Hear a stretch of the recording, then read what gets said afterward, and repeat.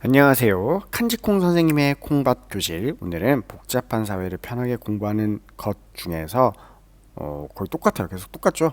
쭉쭉쭉 똑같은데 우리나라 정치 발전 중에서 오늘은 6월 민주 항쟁과 그 이후의 민주화 과정에 대해서 공부해 보도록 하겠습니다. 사실은 성취 기준도 똑같은데 이걸 스킵할 수도 있고 스킵 안 할 수도 있는데 이 성취 기준은 보면서 거의 외우다시피 하면 참 좋아요. 왜냐면 우리가 뭘 공부해야 하는지 어떤 건 나중에 알아야 하는지 정말 중요한 거니까. 오늘은 선생님이 읽진 않고 이 중에서 오늘은 6월 민주항쟁과 그 이유에 대해서 한번 자세히 보도록 하겠습니다. 오늘의 이번 시간 목표는 6월 민주항쟁에서 국민들의 민주화 노력에 대해서 알아보도록 할 거고요. 그리고 6월 민주항쟁 이후의 민주화 과정에 대해서 알아보도록 하겠습니다. 이건 중요한 거니까 메모하세요. 자, 먼저 6월 민주항쟁의 배경에 대해서 알아보도록 하겠습니다. 5.18 민주화 운동이 있었고 이 5.18 민주화 운동을 신군부에서는 강제적으로 강력하게 폭력적으로 진압했죠. 그리고 직선제가 아닌 간선제, 우리가 직접 대통령을 뽑은 것이 아니라 이때는 체육관 선거라고도 불렸어요. 우리가 뽑을 사람을 다른 사람이 대신 뽑아서 전두환은 대통령이 되었습니다. 여전히 언론, 신문과 방송을 통제해서 대통령을 잘했다는 얘기만 해주고 잘못했거나 비판하는 내용은 아예 신문이나 방송에서 다루지 못하도록 여전히 신문과 방송을 통제하면서 정권을 유지했습니다. 국민들은 뭔가를 알고 싶고 정치에 참여하고 싶었지만 이 정부는 국민들의 알 권리를 막고 민주주의를 요구하는 사람들을 탄압하고 있었습니다. 그러니까 너희는 알 거 없이 그냥 우리가 시키는 대로만 해라, 이런 거였죠. 이때 1987년도에 민주화 운동에 참여했던 박종철이라는 대학생이 고문으로 사망했습니다. 근데 이걸 처음에는 고문에 의해서 사망했다고 하지 않고 그냥 죽었다고 했는데 나중에 알고 보니까 이렇게 물고문 등으로 사망했다는 뉴스가 나오면서 국민들이 분노하기 시작했죠. 그러면서 거리로 나왔습니다. 고문을 금지하고 책임자를 처벌하라는 그런 시위를 계속해서 진행하게 되었죠. 이때도 민주화에 대한 열망은 아주 가득했다고 볼 수 있습니다. 이때 시민들은 직선제가 포함되도록, 그러니까 우리가 대통령을 직접 뽑을 테니까 그게 포함되도록 헌법을 바꾸라고 계속 강력하게 시위를 하고 있었죠. 하지만 전두환 정부는 요즘 말로 응 아니야 계속할 거야, 그러니 돌아가, 너네 말 들어줄 생각 전혀 없어, 이렇게 얘기를 합니다. 이렇게 열심히 시위하던 중에 이때 이한열이라는 학생이 시위 중에 최루탄에 맞고 사망하는 사건이 발생합니다. 우리는 예전에 4.19 혁명을 공부하면서 그때도 김주열 열사가 어떤 최루탄을 맞고 죽었다는 그런 걸 공부한 적이 있죠. 역시 완전 나라가 발칵 뒤집어지게 됩니다.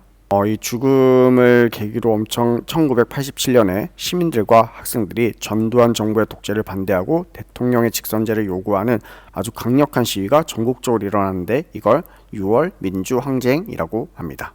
정말 강력한 전국적인 이런 시위 덕분에 전두환 정부는 6.29 민주화 선언을 하게 됩니다. 이것은 대표적으로 대통령 직선제를 포함해서 더 이상 대통령을 간선제로 하지 않고 국민들이 직접 뽑게 하겠다라는 이런 것들도 선포하고요. 그리고 더 이상 언론에 통제하지 않고 언론의 자유를 보장해서 마음껏 신문과 방송에 뉴스 기사를 실을 수 있게 되었습니다.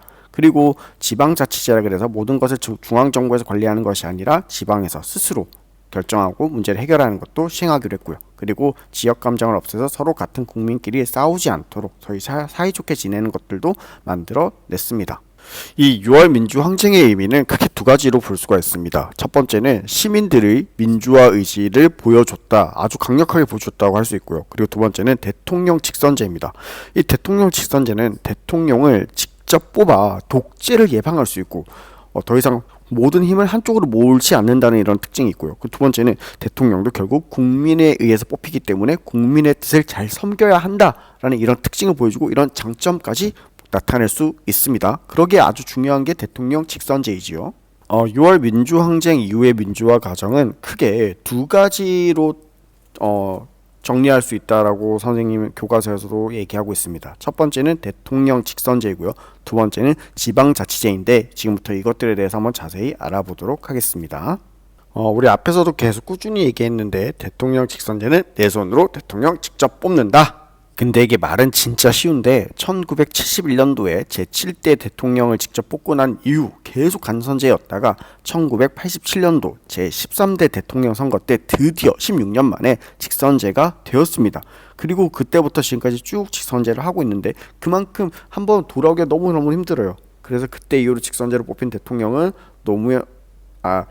노태우 대통령, 김영삼 대통령, 김대중 대통령, 노무현 대통령, 이명박 대통령, 박근혜 대통령, 문재인 대통령 뭐 이렇게 있습니다. 지금은 윤석열 대통령 당선인 신분이 있죠.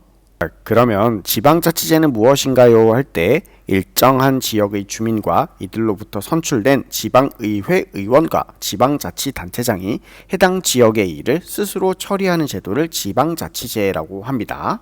좀 더 쉽게 얘기를 하자면 우리가 살고 있는 밀양 시민과 시장과 밀양시 의원들이 밀양의 문제들을 함께 해결하는 것을 지방자치제라고도 해요. 더 쉽게 하면 우리 학교 학생들과 선생님들 그리고 학생들의 대표가 함께 학교의 문제들을 함께 해결하는 것도 지방자치제라고 할 수는 없지만 이런 예라고 생각하면 될 것 같아요. 비교를. 이 지방자치제도 쉽게 된 건 아니에요. 1952년도에 처음으로 시행이 되었었어요. 근데 5.16 군사 정변 때 폐지됐어요. 필요 없다고 뭐 이렇게 생각을 했나 봐요. 그러다가 6.29 민주화 선언으로 다시 부활했어요. 정말 오랜 기간 동안에 걸려서 부활을 했죠.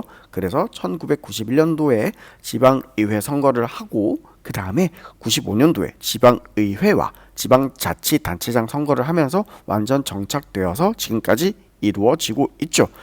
좀 있으면 올해에도 지방선거 제도가 있는데 그때도 한번 잘 살펴보도록 하세요. 우리 지역에 어떤 사람이 대표로 나올 것인지 잘 살펴봐야 돼요.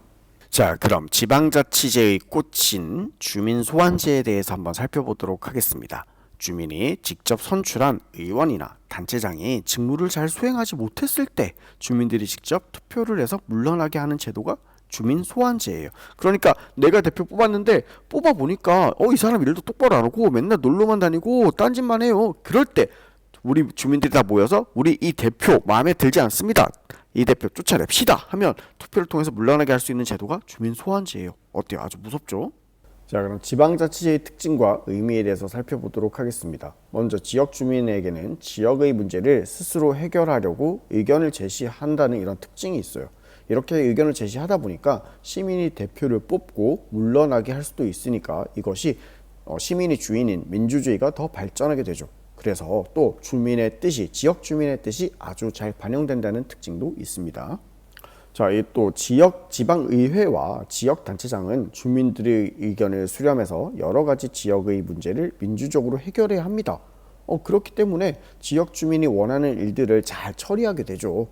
어떤 걸 원하는지, 필요로 하는지 미리미리. 그리고 지역 주민의 의견에 항상 귀를 기울이게 됩니다. 왜냐하면 나를 뽑아주고 할 사람은 결국 지역 주민이기 때문이죠.